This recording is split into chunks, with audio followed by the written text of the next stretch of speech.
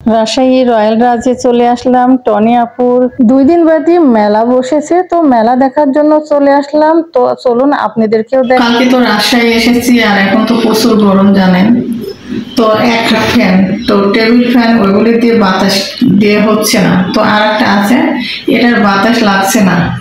তো এটা দেখছি কি সমস্যা, তো দেখছি কোনো সমস্যা নেই। তারপর আমি আবার খুলে দেখলাম, আমি কিন্তু এখন কাজ জানি না। দেখুন চাকু দিয়ে এটা কাজ করতেছে, এটা কি দিয়ে করবো বলেন? এখানে নাই টেস্টার, নাই কিছু নাই, কি দিয়ে করা যায়? আর ছেলে মানুষ তো নাই, তো কিভাবে করা যায় বলেন? তো এইভাবে আমি ঠিক করতেছি গরমের হাত থেকে বাঁচার জন্য। নিজের কাজটা নিজে করে না সবচেয়ে থেকে বেশি ভালো হয়। তো আমি নিজের কাজ আমি নিজেই করি। তো সবাই দোয়া করবেন যেন এইভাবে নিজের কাজটা সবসময় করতে পারে।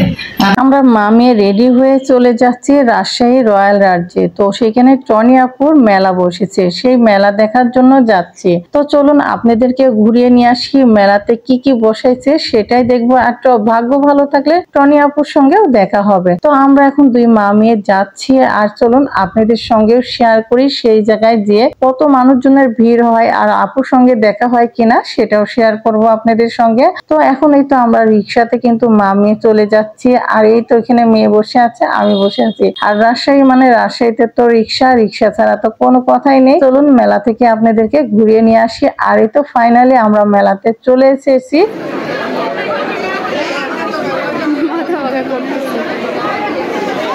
তো এখানে এসেই তো ঘুরতেছি আর দেখতেছি এত পরিমাণের ভিড়। আর এই যে টমি আপুর ছবি লাগানো আছে। যাই হোক, আপুর সঙ্গে দেখা হলো না, আমাদের কপালই খারাপ, আমাদের সঙ্গে দেখা হলো না। আমরা এই তো ঘুরে ফিরে একটু দেখলাম, আর মানুষের এত পরিমাণের ভিড়, ভিড়ের মধ্যে থাকা যাচ্ছিল না, আর চিল্লে, সেজন্য খুব তাড়াতাড়ি আমরা বের হয়ে চলে আসব।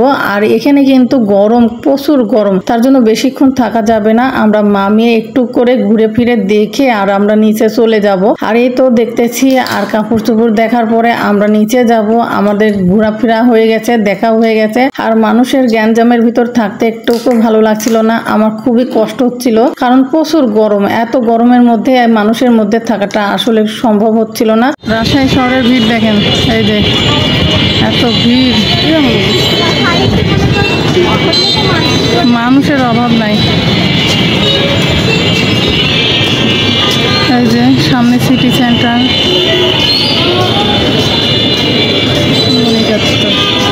এটা মণি চত্বর, সিটি সেন্টার, মণি চত্বর একটাই তো। আর এই যে রাজশাহী শহরের লাইট।